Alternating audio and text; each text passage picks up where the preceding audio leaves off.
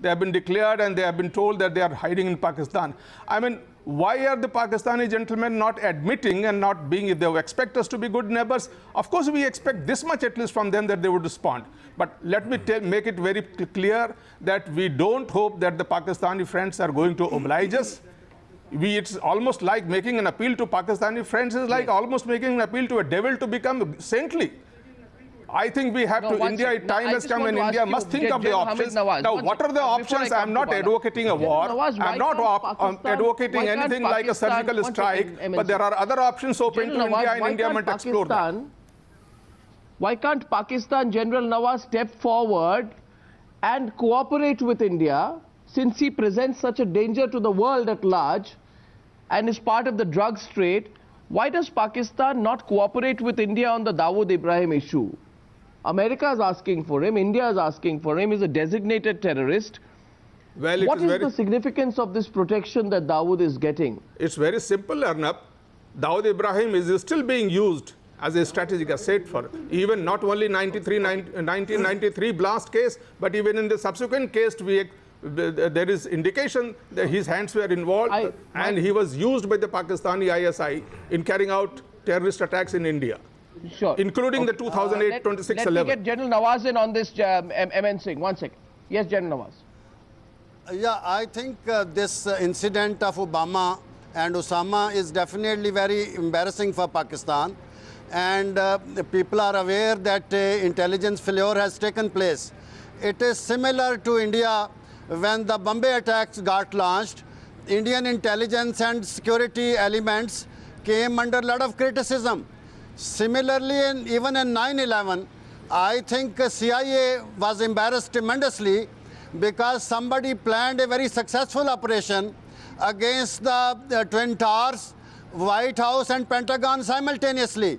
So that was also a tremendous intelligence failure. Such things do happen. But this does not give a license to anyone to start pressurizing Pakistan for this concession and that concession. The route of dialogue definitely is open, and anyone can take that route.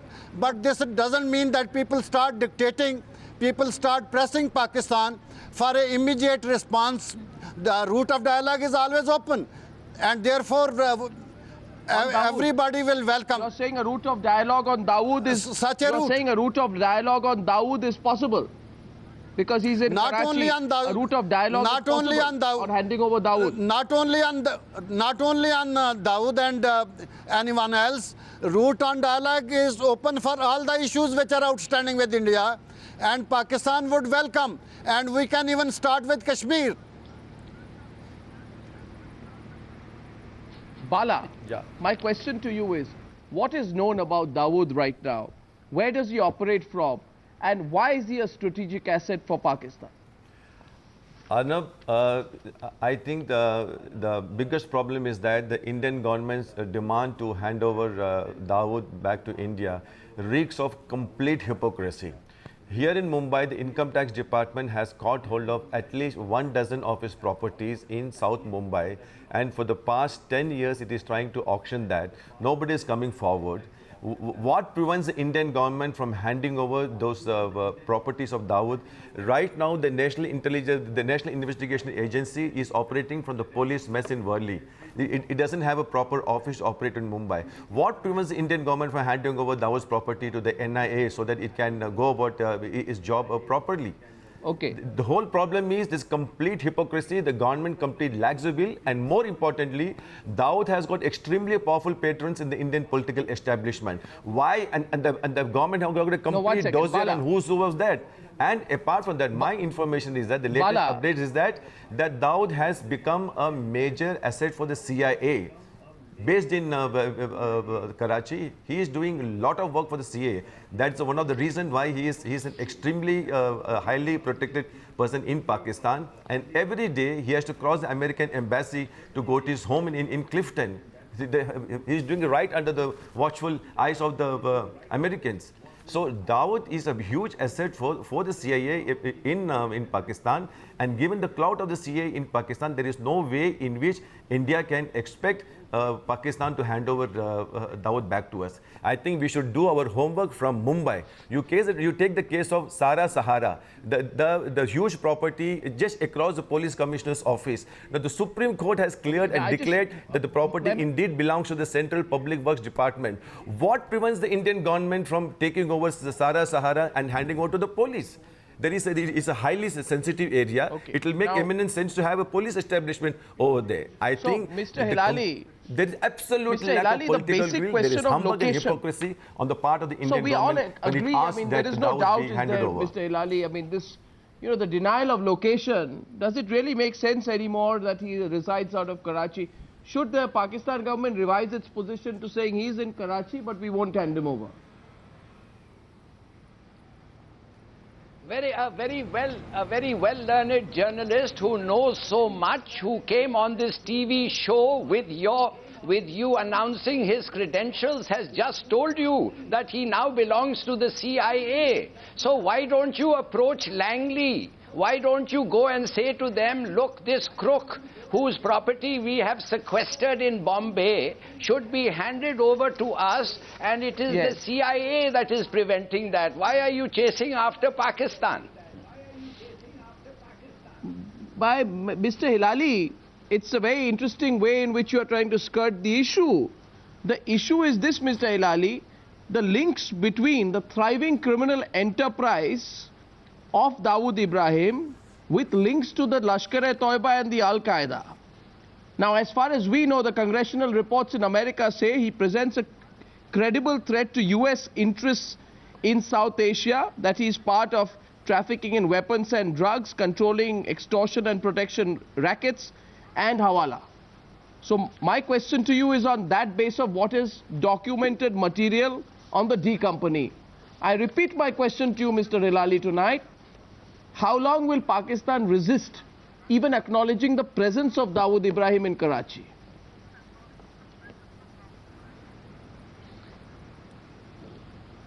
Well, it's a very big assumption that you make, and you ask somebody who is not in the know why we are not admitting something that we are supposed to know. I don't know, because I think one good reason could be that he's not there, or he flits about. But anyway, that's something that you should ask your Interior Secretary to take up in talks with our Interior Secretary. Has taken up multiple times, Mr. Hilali. The whole world is frustrated. The whole world is frustrated as far as the Dawood Ibrahim issue is concerned, and I get a very strong sense it's going to become a global chorus. Well, in that case, you should... Well, in that sense, that let us wait for the global chorus and let us increase the multiples, because you will find that there are many things that we want out of India, particularly out of the Samjhauta Express incident, particularly out of the gross and declared and UN recognized devastation that you have caused in human rights in Kashmir, to which we have not found anybody held guilty. To which now and then a couple of soldiers are picked up and sentenced. Because this man why should I focus on what you want from to South focus, Asia, Middle friend? East and Africa have been shared. That's why I'm saying keep the focus on Dawood. His links have been shared by Osama bin Laden and his terrorist network. M.N. Singh will tell you as much. Mr. Singh, is there any doubt on those links? Well, there is no doubt. It is all documented and it is all shared. I mean, this is not something which is only in the knowledge of the Bombay police or the Indian authorities. I mean, how much more evidence does Pakistani authorities need to be convinced? The fact is that they will continue to deny. They have always been in the denial mode. Even about Osama bin Laden, they were denying all throughout until he was killed in their own country, right under the nose of the Pakistani military authorities. That unfortunate is the stand taken by the Pakistani authorities, and I don't hope that they would ever hand over Dawood Ibrahim or any of the other criminals involved in the in Indian terrorist attacks, because they are the fellows who are being used continuously, time and again. Dawood Ibrahim and his network has been used right from 1993 onwards till 2008. He is a strategic asset, and how can the country which has used the services of Dawood Ibrahim and his gang can ever admit or can ever hand over that same person, it is going to be against the interest of, it is going to sort of embarrass Pakistani authorities unless there are very intense heat of international pressure on them or any other kind of pressure that may work on them. Yeah. I don't think that they would ever agree to our request. Making request is simply my question. I repeat that the Indian authorities will have to think out of the box. Friends from Pakistan tonight is Mr. Hilali, Mr. Nawaz, General Nawaz. Just one question for you. I'm looking back in history, and history tells us, Mr. Hilali, General Nawaz, that Pakistan responds always under extreme global pressure. I mean, I remember that when the whole world said that the Lashkar-e-Toiba, which is the armed wing of the Markaz-ud-Dawa, you know, which is this anti-US organization formed in 1989, when it told the Pakistani government, you know, then there was the kind of anger you're expressing tonight on Dawood, Mr. Hilali, was also there, I remember, from the Pakistani government. But you know what happened under the pressure you faced.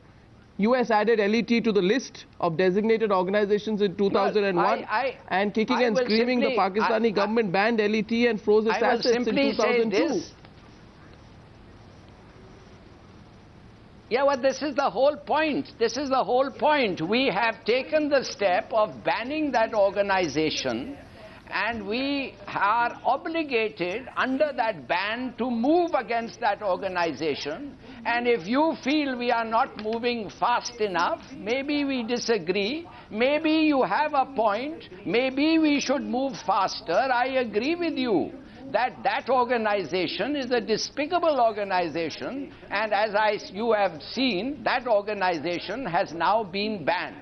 Now, regarding Osama bin Laden, may I just take this point, that we have admitted that this is a huge intelligence failure. But let us look on the bright side. Here is a mass murderer who has been brought to justice. The country which brought him to justice may not have shared this with us, but they have acknowledged the help we rendered in bringing them to justice. Now, if a mass murderer... The question is this, Mr. Hilali. I asked the LET issue for a certain reason. I made the LET point for a certain reason, General Nawaz. Because America has given you proof, we have given you proof that Dawood has been financing the LET's activities. He is the main recruiter for the LET training camps. He gives LET operatives, General Nawaz, use of smuggling routes and contacts. You were forced to act against the LET earlier, General Nawaz. Dawood is very critical for the LET. You see, there are contradictions in what this Indian gentleman has said. Firstly, he said that we should ask United States to pressurize Pakistan to hand over this Dawood Ibrahim to India. Then he says that this man is working for CIA, therefore he is not being handed over. And all the time we are assuming that he is in Pakistan and at Karachi. My advice to India and to you gentlemen is that stop being United States. You see, India doesn't have the same clout and same influence. You can only run up to United States and beg them for this and for that. So please restrict your role to that, and don't start assuming that you can extend yourself and take an independent course and pressurize Pakistan and threaten Pakistan in any manner. My suggestion would be make a list of all the outstanding issues, including the issue of terrorism, and sit down bilaterally and let's sort them out. And let's start from Kashmir and the water issue and come down to terrorism all the way. Arnab, Dawood is talking almost every day to his sister Hasina Appa in Mumbai.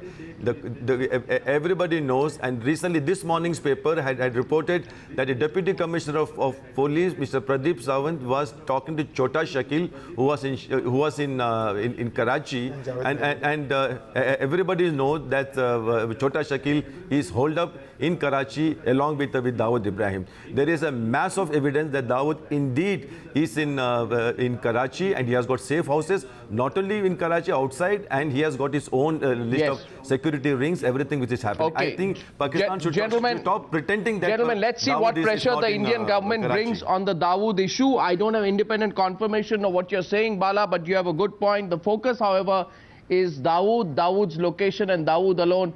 General Hilali, Mr. Hilali, General Nawaz, Bala and MN Singh, thank you very much, and thank you very much. It's a pleasure and a privilege bringing the news to you always.